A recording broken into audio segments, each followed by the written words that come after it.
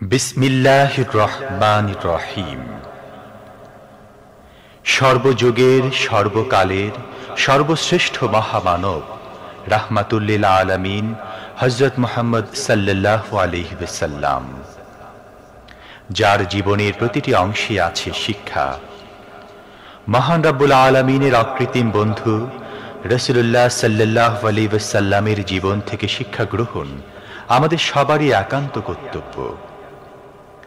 এখন আমাদের সামনে রাসূল করিম সাল্লাল্লাহু আলাইহি ওয়াসাল্লামের জীবনের নানা দিক নিয়ে আলোচনা করছেন আন্তর্জাতিক খ্যাতিসম্পন্ন মুফাসসিরে কোরআন ও বিশিষ্ট ইসলামী চিন্তাবিদ হযরত মাওলানা দেলওয়ার হোসাইন সাঈদী।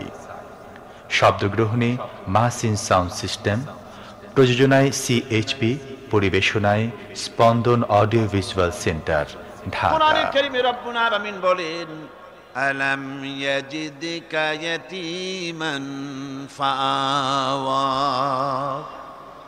ও নবী, আমি কি আপনাকে এতিম অবস্থায় পাই নাই? আর তারপরে আমি কি আপনাকে আশ্রয় প্রদান করিনি? আপনাকে আমি এতিম অবস্থায় পেয়েছি, এরপরে আপনাকে আশ্রয় দিয়েছি। রাসূল তো এতিমদের সর্দার। পৃথিবীর কোন এতিম যেন বলতে না পারে নবীজি আমার ব্যাপারে কি বলবেন, আমি তো এতিম মানুষ, আর তিনি আমার ব্যাপারে কিভাবে আমার দরদ বুঝবেন। নবীজিকে আল্লাহ পাক কেমন এতিম বানালেন, সমস্ত দুনিয়ার এতিমদের সর্দার বানালেন। মায়ের পেটে যখন তিনি ছিলেন, 6 মাসের সময় মায়ের পেটে থাকাকালীন বাপের এতিম হয়ে গেলেন। যখন প্রসব বেদনা শুরু হয়েছে মায়ের, দুনিয়ায় যখন তিনি আসবেন, হযরতে আমেনা ঘরের ভিতরে বসে তার অবস্থাটা কি? এই সন্তান পৃথিবীতে আসতে পরে যিনি সবচাইতে বেশি খুশি হবেন তিনি তো আজ দুনিয়ায় নাই। মনের ভিতরে কত কষ্ট। আল্লাহ রাব্বুল আলামিন তার হাবিবকে দুনিয়া আনলেন। রাসূলের দাদা ঘরের সামনে তাঁবুর সামনে দাঁড়ায়া তায়েফ থেকে আগত সাদিয়া গোত্রের লোকদেরকে বলতেছেন, এই ঘরের ভিতরে একটা এতিম বাচ্চা আছে, বেশি টাকা কড়ি দেওয়া যাবে না, যদি দয়া হয়ে নিয়ে যাও। গরিব মানুষ, এতিম মানুষ দেখে শুনে কেউ আর নিতে চায় না। সবশেষে এলেন ভাগ্যবতী মেয়ে, ভাগ্যবতী মহিলা হযরতে হালিমাতুস সাদিয়া। তিনি এসেছেন, কোনো ছেলে পেলে পায় নাই, সকলের শেষে তিনি এসেছেন। আব্দুল মুত্তালিব বলছেন, এই ঘরের মধ্যে একটা এতিম বাচ্চা আছে, দয়া হলে নিয়ে যেতে পারো। তিনি স্বামীর সঙ্গে পরামর্শ করলেন, এরপরে বললেন, যদি দেখতে অন্তত ভালো হয়, মন যদি ভালো লাগে নিয়ে যাব, একেবারে খালি হাতে ফিরে যাওয়ার চাইতে তো ভালো। হযরতে হালিমা বলেন, আমি ঘরের মধ্যে প্রবেশ করলাম, মা আমেনার কোল থেকে শিশু মুহাম্মদ সাল্লাল্লাহু আলাইহি সাল্লামকে যখন আমি কোলে নিলাম, আমি হুজুরের চেহারার দিকে নজর করে দেখলাম, আমার কাছে মনে হলো যেন পূর্ণিমার চাঁদটা আমার কোলে ধরা দিয়েছে। রাসূল কি শিশু মুহাম্মদ সাল্লাল্লাহু আলাইহি সাল্লাম কি যখন নিয়ে বাড়ির দিকে রওনা হলাম, যে গাধা আমার সকলের পেছনে এসেছে, সেই গাধা এখন সকলের আগে ছুটে চলে যায়। এরপরে বাড়ি যখন নিয়ে গেলাম, কুয়ায় পানি বাড়লো, গাছে ফসল বাড়লো, খেজুর গাছে খেজুর বাড়তে লাগলো, জমিনে ফলন বেড়ে গেল। রাসূলের দুধ বোন সাইমা রাসূলকে নিয়ে মুহাম্মদ সাল্লাল্লাহু আলাইহি সাল্লাম তাকে দোলনা নিয়ে দোল দিতেছে। কি আশ্চর্য অবস্থা! সাইমা তাকে দোল দিচ্ছে আর বলতেছে, বেঁচে থাকুক মুহাম্মদ সাল্লাল্লাহু আলাইহি ওয়াসাল্লাম, সে দীর্ঘজীবী হোক। কবি লিখতেছেন, কি আশ্চর্য কথা! বেদুইন বালিকা কারে নিয়ে দোল দেয় সে কি তা জানে? বিশ্বনবী মুহাম্মদ রাসূলুল্লাহ সাল্লাল্লাহু আলাইহি ওয়াসাল্লাম এভাবে এতিম অবস্থায় জীবন তার শুরু হলো। যখন তিনি ফিরে এলেন 6 বছর বয়সের সময়, যখন মায়ের কাছে তিনি ফিরে এসেছেন, প্রতিদিন তিনি খেলা দেখতে যান ময়দানে। ইতিহাসের মধ্যে লেখা হয়েছে, মা প্রতিদিন সন্ধ্যার সময় তাকে ফিরে পান। আজকে সন্ধ্যা হয়ে গেছে, শিশু মুহাম্মদ সাল্লাল্লাহু আলাইহি ওয়াসাল্লাম বাড়ি ফেরেন না। কারণ কি, কেন বাড়ি ফেরে না? সন্ধ্যার দিকে তিনি চলে গিয়েছেন পাহাড়িয়া ময়দানে, যে দেখেন ধুধু করতেছে, চতুর্দিকে সন্ধ্যা হয়ে গেছে, অন্ধকার হয়ে গেছে, কোনো ছেলে পেলে নাই, কেউ নাই। পাহাড়ের পাদদেশে বসে শিশু মুহাম্মদ সাল্লাল্লাহু আলাইহি ওয়াসাল্লাম কাঁদতেছেন। মা প্রশ্ন করলেন, বাবারে সন্ধ্যা উত্তীর্ণ হয়ে গেল, কেন একা একা বসে বসে কাঁদো?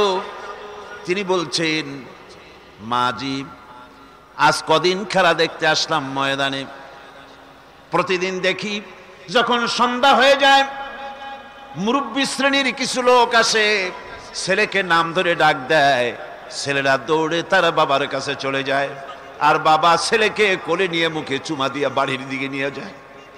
আমি আজ কদিন পর্যন্ত এই ময়দানে এলাম, কোনোদিন সন্ধ্যাবেলায় তো কেউ এসে আমাকে মুহাম্মদ বলে একটা ডাক দিল না। আমার আব্বা কি নাই? আল্লাহ রাব্বুল আলামিন বলেন, আলাম ইয়াজিদকা ইয়াতীমান ফাআওয়া, এরকম এতিম অবস্থায় পেয়ে আমি কি আপনাকে আশ্রয় দেই নাই? আপনাকে আমি পেয়েছি এতিম অবস্থায়, এরপরে আমি আপনারে আশ্রয় দিলাম। ওয়া ওয়াজাদাকা দাল্লান ফাহাদা, এরপরে আমি আপনাকে পথ হারা পেলাম, আমি আপনাকে পথের দিশা দিয়া দিলাম। ওয়া ওয়াজাদাকা আইলান ফাআগনা, এরপরে আমি আপনাকে দরিদ্র অবস্থায় পেয়েছি, তারপরে আমি আপনার দারিদ্র মুক্ত করেছি আপনাকে। সুতরাং ফাআম্মাল ইয়াতীমা ফালা তাকহার ওয়া আম্মাস সাইলা ফালা তানহার ওয়া আম্মা বিনি'মাতি রাব্বিকা ফাহাদ্দিস। সুতরাং নবী, এতিমের প্রতি নির্মম ব্যবহার করো না, এতিমের প্রতি ভালো ব্যবহার করো, নির্মমতা দেখাইও না। আর ভিক্ষুককে ধমক দিও না, রূঢ়তা দেখিও না, আর আল্লাহর নিয়ামতের প্রশংসা করো। বহুত মানুষ আছে এতিমরে গলায় ধাক্কা দেয়। মানুষ যখন ভিক্ষা নিতে আসে, গরিব মানুষ ভিক্ষা চাইতে আসছে, ওই মেয়ে আত্মাহিত জানো, দোয়া কুনুত জানো, বাড়ি যেয়ে কাজ করবা, এই সব আজে বাজে কথা বলে ভিক্ষা দেয় না। আহা, সাইলকে ধমক দিতে রাসূল করিম সাল্লাল্লাহু আলাইহি ওয়াসাল্লাম নিষেধ করেছেন, সাইলকে ধমক দিও না। গাড়িতে বসে যাচ্ছেন সাহেব, ট্রাফিক মোড়ে যখন সিগন্যাল জ্বললো, গাড়িগুলি দাঁড়ায় গেল, ফকির এসেছে, হাত নাই পাও নাই, বুড়া মানুষ, একটা পয়সা বার করে না। আবার এই মানুষটি ওই ফকিরকে ধমক দিয়া বার করে দিল। এরপরে এই লোকটি যখন কোনো মাজারের কাছে পৌঁছে গেল, 500 টাকার কড়কড়ে নোটটা ফেলে দিল। বলেন টাকা দরকার কার? মরা মানুষের না জিন্দা মানুষের? কার দরকার? যার টাকা দরকার ছিল তারে দেওয়া হলো না, যার দরকার নাই তারে দেওয়া হলো। এরপরে লোকটা না খেয়ে যখন মারা গেল, পথের ফকির, রাস্তার ফকির, না খেয়ে মারা গেছে। এরপরে তার কাফনের কাপড় নাই, লোকটাকে রাস্তার উপরে শোয়া একটা ছেঁড়া কাপড় দিয়ে ঢেকে রেখেছে।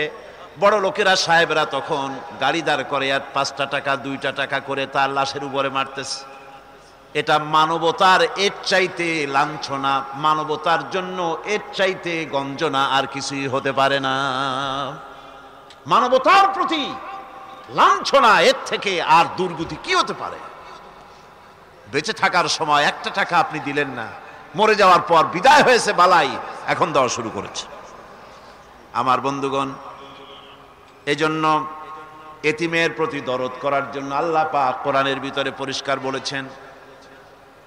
রাসূল করিম সাল্লাল্লাহু আলাইহি ওয়াসাল্লাম নিজে এতিম ছিলেন, আর এতিমের প্রতি তার এত দরদ ছিল, একবার তিনি ঈদের দিকে নামাজ পড়ার জন্য যাচ্ছেন, প্রতিমধ্যে দেখেন একটা বাচ্চা ছেলে কাঁদতেছে। এই রাস্তায় কত মানুষ গেল, কেউ দাঁড়ালো না থমকে, বাচ্চার ক্রন্দন কাউকে থামাইতে পারল না। কিন্তু বিশ্ব নবী, দয়ার নবী রাহমাতুল লিল আলামিন বাচ্চার কান্না দেখে পাও বাড়াতে পারলেন না। নবীজি দাঁড়ায় গেলেন, জিজ্ঞেস করেন, ও বাচ্চা, ঈদের দিনে কাঁদো কেন? ঈদের দিনে তো কাঁদতে নাই। বাচ্চা বলে, তোমার কাছে বলবো না, আমি সেই সকালবেলা থেকে বসে আছি, আমি যদি মক্কার আব্দুল্লাহর পুত্র মুহাম্মদ রাসূলুল্লাহ সাল্লাল্লাহু আলাইহি সাল্লামকে পাই, মনের দুঃখ তার কাছে বলবো। বিশ্ব নবী জমিনের উপরে বসে পড়লেন, বাচ্চারে কোলের উপরে উঠায় বলেন, বাচ্চা বলো কি তোমার দুঃখ? তুমি যার জন্য বসেছো আমি তো সেই এতিম নবী, কি বলতে চাও? বাচ্চা বলতেছেন, ইয়া রাসূলুল্লাহ, আমার বাবা মারা গেছে সেই ছোট্টবেলায়, একেবারেই তখন মায়ের পেট থেকে আমি আসার পর বাপ মরে গেল, আমার মা আর একজনের সঙ্গে বিয়ে বসেছে, সেই পুরুষটি আমারে দেখতে পারে না, আমার মা যদি আমারে কোলে করে এসে সহ্য করতে পারে না, আমারে চুমা খাইলে সহ্য করতে পারে না, আমারে খাবার দিলে মা মার খায়। আজ ঈদের দিনে রাতে আমার মা আমাকে বলল, বাবারে তোমার কপাল খারাপ, তোমার বাবা মারা গেছে, তোমাকে সাহায্য করার কেউ নাই, আমি তোমার যত্ন করতে পারলাম না, কোলে নিয়ে চুমাও দিতে পারি না, আমার এমনই কপাল খারাপ। সুতরাং এতিমের দরদ এতিম ছাড়ার কেউ বুঝবে না, তুমি আজ চলে যাও, ওই রাস্তায়, ঈদের রাস্তায় দাঁড়ায় থাকো, মাঠের রাস্তার পাশে, বিশ্ব নবীর কাছে তোমার দুঃখ বলো, এতিমের দুঃখ তিনি বুঝবেন। আমি মায়ের কথা মতো এই জায়গায় এতক্ষণ বসে আছি, হুজুর আপনি দয়া করে, আমার কথা তো আপনার কাছে বললাম, আমার মনের এই দুঃখ। নবীজি বাচ্চার কথা শুনতেছিলেন, চোখ দিয়া পানি পড়তেছিল, বাচ্চাকে বুকের সঙ্গে জড়িয়ে ধরে নবীজি বলেন, ও এতিম, মুহাম্মদ সাল্লাল্লাহু আলাইহি ওয়াসাল্লাম যদি তোমার পিতা হন আর হযরতে আয়েশা যদি তোমার মা হয়ে যায়, বলো তোমার মনের দুঃখ মেটে নাকি? ছেলে ডুকরে কেঁদে উঠলো আর বলল, ইয়া রাসূলুল্লাহ, আপনি যদি আমার পিতা হন আর আয়েশা যদি আমার মা হয়ে যায়, এর থেকে বড় সৌভাগ্যের আমার তো আর কিছুই নাই। নবীজি এতিমকে বাড়ি নিয়ে গিয়ে হযরতে আয়েশার হাতে তুলে দিয়ে বললেন, আয়েশা রে, পবিত্র ঈদের দিনে আল্লাহ রাব্বুল আলামিন তোমার জন্য একটা উপহার পাঠিয়েছেন, এটার যত্ন করো। এতিমের প্রতি দরদ রাখার জন্য আল্লাহ রাব্বুল আলামিন বলেছেন, এতিম, মিসকিন, বিধবা, অসহায় লোক, তাদের প্রতি যাতে করে মুসলিম সমাজ লক্ষ্য রাখে, সেজন্য আল্লাহ পাক নির্দেশ করেছেন। বুখারী এবং মুসলিম শরীফের হাদিসে এসেছে, আস-সাই আলাল আরমালাত ওয়াল মিসকিন কাস-সাই ফি সাবিলিল্লাহ। বিধবাদের জন্য, মিসকিনের জন্য কেউ যদি কোনো উদ্যোগ গ্রহণ করে, কেউ কোনো সাহায্য দেয়, জিহাদের ময়দানে জিহাদ করে আল্লাহর রাস্তায় যে সওয়াব পাওয়া যায়, যে মর্যাদা পাওয়া যায় আল্লাহর কাছে, এতিম, মিসকিন, বিধবাকে সাহায্য করলে সেই সওয়াব আল্লাহ রাব্বুল আলামিন আমলনামায় দিয়ে দেন। আমাদের প্রিয় নবী এতিম মিসকিনদের খুবই ভালোবাসতেন তার নিজের চাকর হযরত যায়েদ ও আনাস রাদিয়াল্লাহু তাআলা আনহুকে। সে সম্পর্কে এখন আলোচনা করা হচ্ছে। তার চরিত্রই প্রমাণ করে, নবীদেরকে বায়নাত দেওয়া হয়েছে, এমন চরিত্র আচার আচরণ দেওয়া হয়েছে যাতে করে লোকেরা অভিভূত হয়ে যায়, আকৃষ্ট হয়ে যায়। হযরতে যায়েদ, তিনি তো কৃতদাস ছিলেন, হারায় গেলেন বাপ মা থেকে, আর এরপরে কুদরত তারে মুহাম্মদ সাল্লাল্লাহু আলাইহি ওয়াসাল্লামের ঘরে উঠায় দিল। তিনি তখনও আল্লাহর নবী, তখনও নবুয়তের দায়িত্ব পান নাই। যায়েদের পিতার কাছে খবর হয়ে গেল, যায়েদ আছে রাসূলের বাড়িতে, মুহাম্মদ সাল্লাল্লাহু আলাইহি ওয়াসাল্লামের বাড়ি। মক্কায় তারা এসে হুজুরের সঙ্গে দেখা করে বললেন, মুহাম্মদ সাল্লাল্লাহু আলাইহি ওয়াসাল্লাম, জানতে পেরেছি আপনার কাছেই আমাদের ছেলে যায়েদ আছে, মেহেরবানি করে তাকে আমাদেরকে ফিরায় দেন। হুজুর বলেন, যায়েদ যদি তোমাদেরকে চিনতে পারে আর যদি যেতে চায়, আমার পক্ষ থেকে কোনো আপত্তি নাই, অবশ্যই যাবে। তবে যায়েদ যদি যেতে না চায়, আমি এমন লোক নই যে কেউ আমার কাছে থাকতে চাইলে আমি জোর করে তাকে ঠেলেও দিতে পারি না, আমি তেমন লোক নই।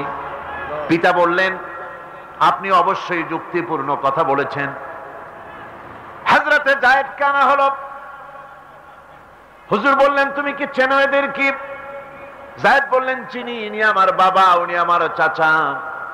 যায়েদের পিতা বলেন, বাবারে বাড়ি চলো, তোমার মা কেঁদে কেঁদে হয়রান, চলো বাড়ি যাই, বাড়ির যা কিছু আছে সব তোমাকে ফিরিয়ে দেওয়া হবে। হযরতে যায়েদ বলতেছেন, পিতা বাড়িতে যা আছে তাই শুদ্ধ, তামাম দুনিয়াটা যদি আমারে দেওয়া হয়, এই লোকটির কাছে থেকে যে ব্যবহার পেয়েছি আমি এই লোকের কদম ছেড়ে যেতে পারি না। তার চরিত্রই প্রমাণ করে তিনি নবী। কি ব্যবহারটা পেয়েছেন। হযরত আনাস রাদিয়াল্লাহু তাআলা আনহু ছোট মানুষ, 8 বছর বয়সের সময় হুজুরের খাদেম হয়ে হুজুরের বাড়িতে আসছেন।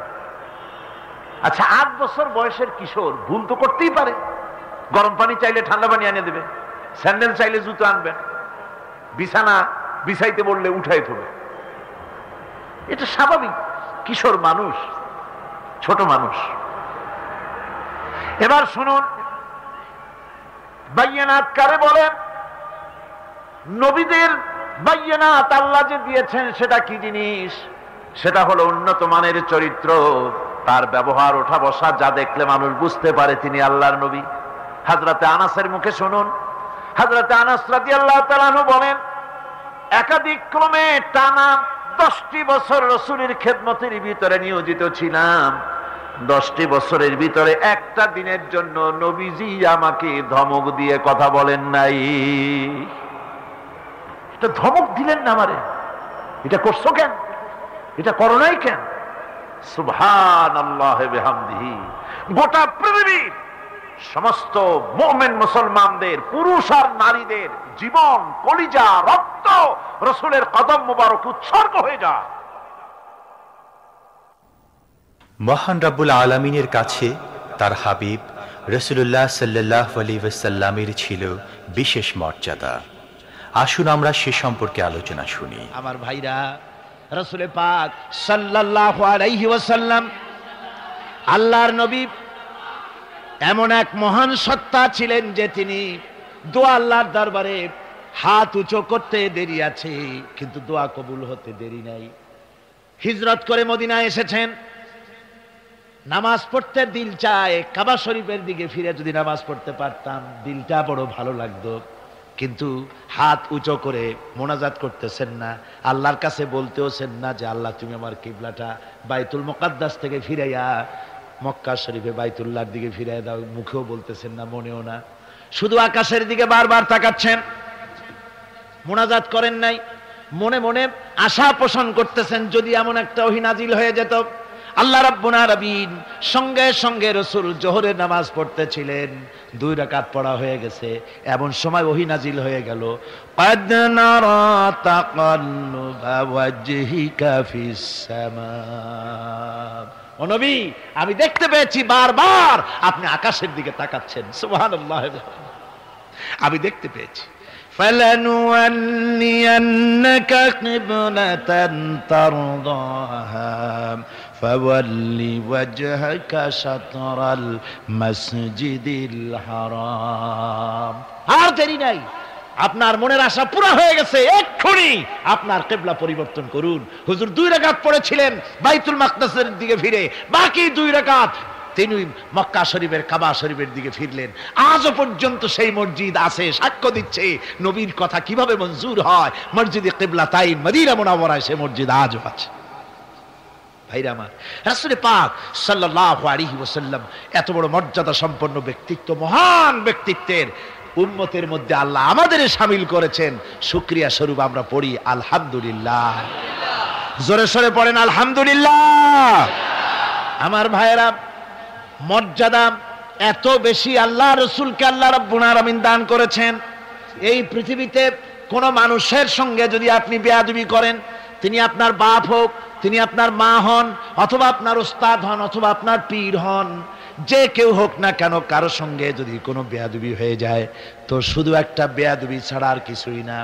কিন্তু নবীজির সঙ্গে যদি কেউ বেয়াদবি করে সেটা শুধু বেয়াদবি থাকে না, কুফরি হয়ে যায়।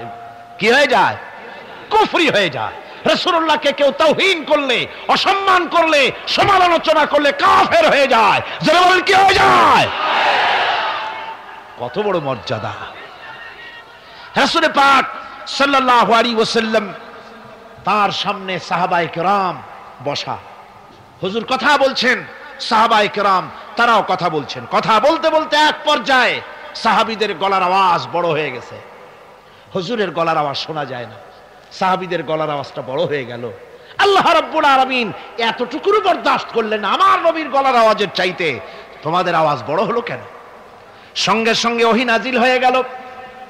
আল্লাহ রাব্বুল আলামিন বলেন, ইয়া আইয়ুহাল্লাযীনা আমানু লা তারফাউ আসওয়াতাকুম ফাওকা সাউতিন নবী।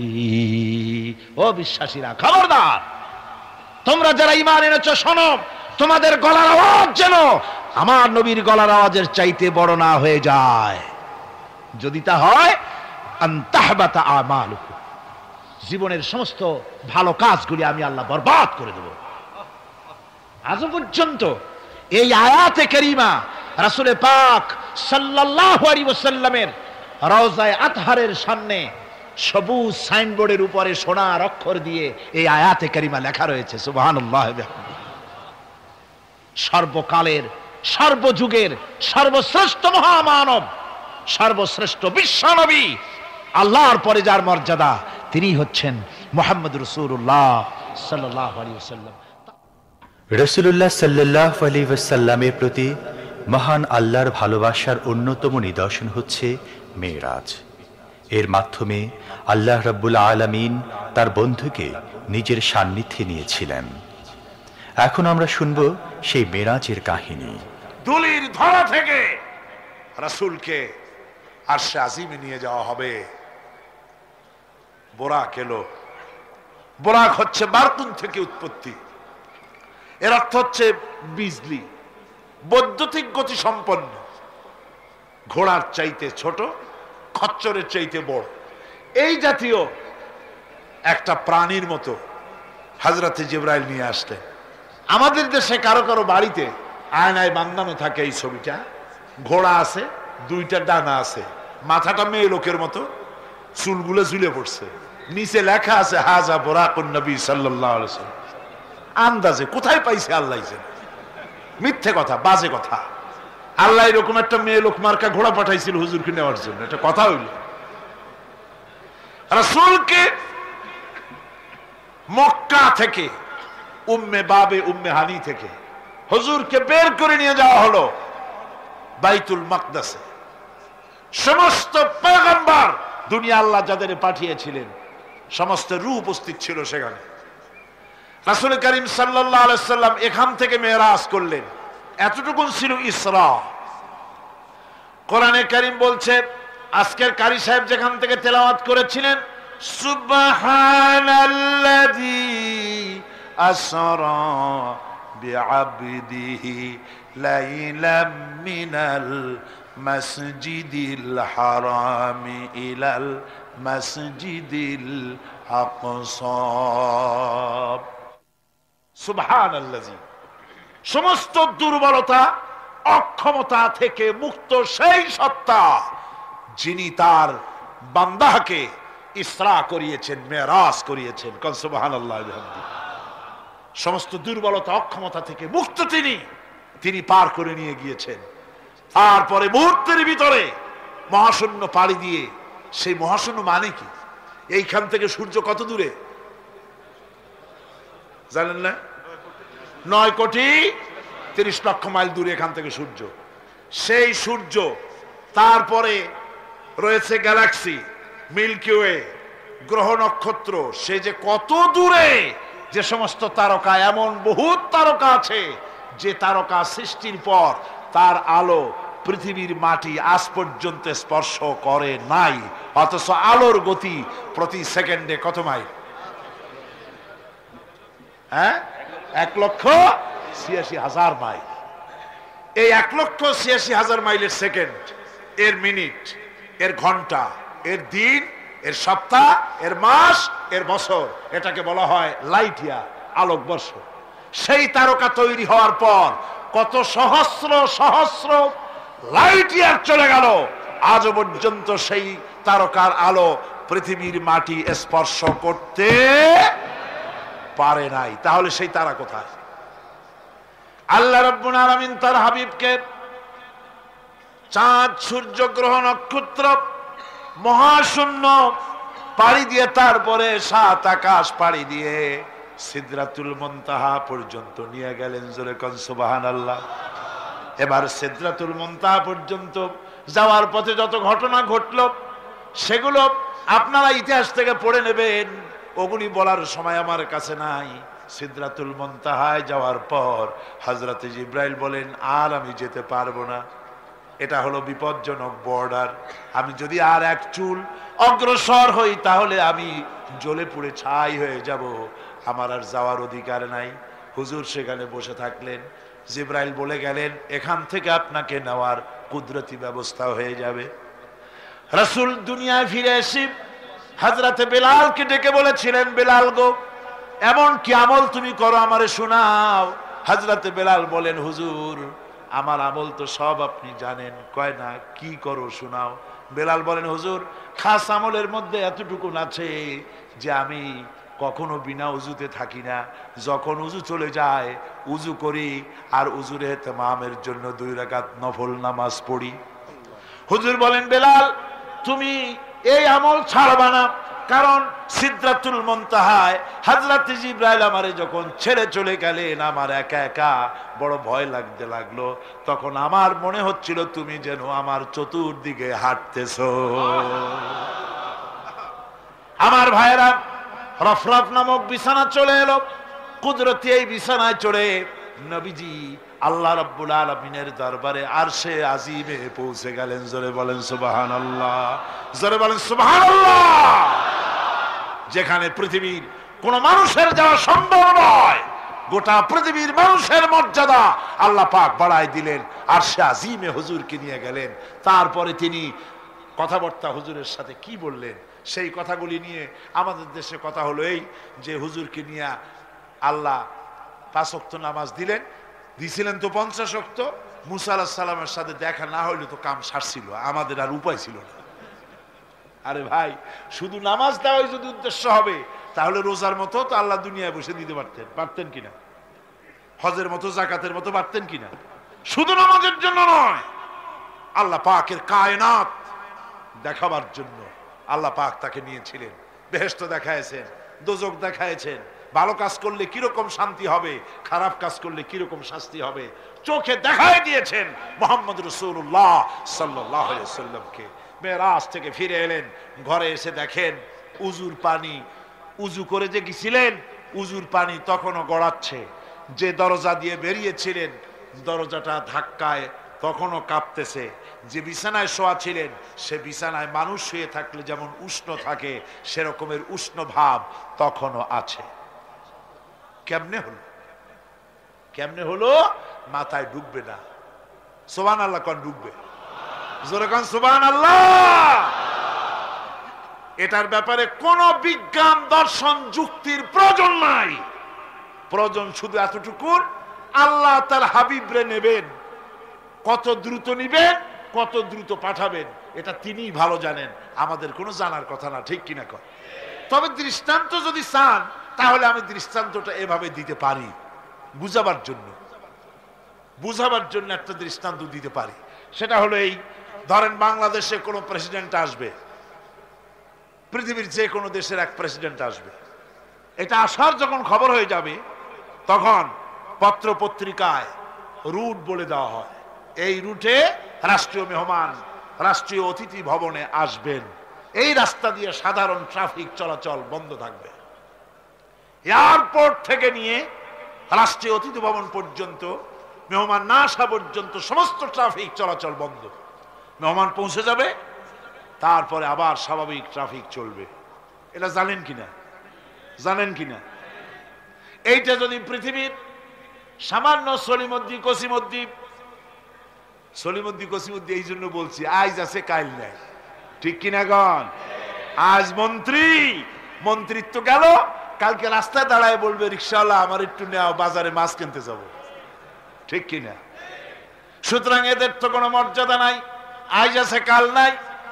এই দুনিয়ার সলিমদ্দি কসিমদ্দির জন্য যদি এভাবে ট্রাফিক চলাচল বন্ধ করে দেওয়া হয়, তাহলে আকাশ এবং জমিনে আল্লাহ রাব্বুল আলামিনের সর্বশ্রেষ্ঠ মেহমান জনাবে মুহাম্মদ রাসূলুল্লাহ সাল্লাল্লাহু আলাইহি সাল্লাম, এই মেহমান আল্লাহর দরবারে যাবেন।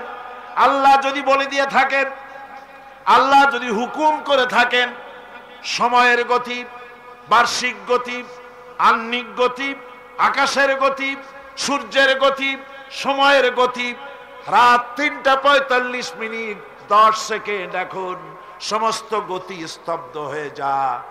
আমার হাবিব আমার দরবার থেকে ঘুরে যখন ঘরে ফিরে যাবেন, আবার 3:৪৫ 11 সেকেন্ড থেকে শুরু হয়ে যাবি।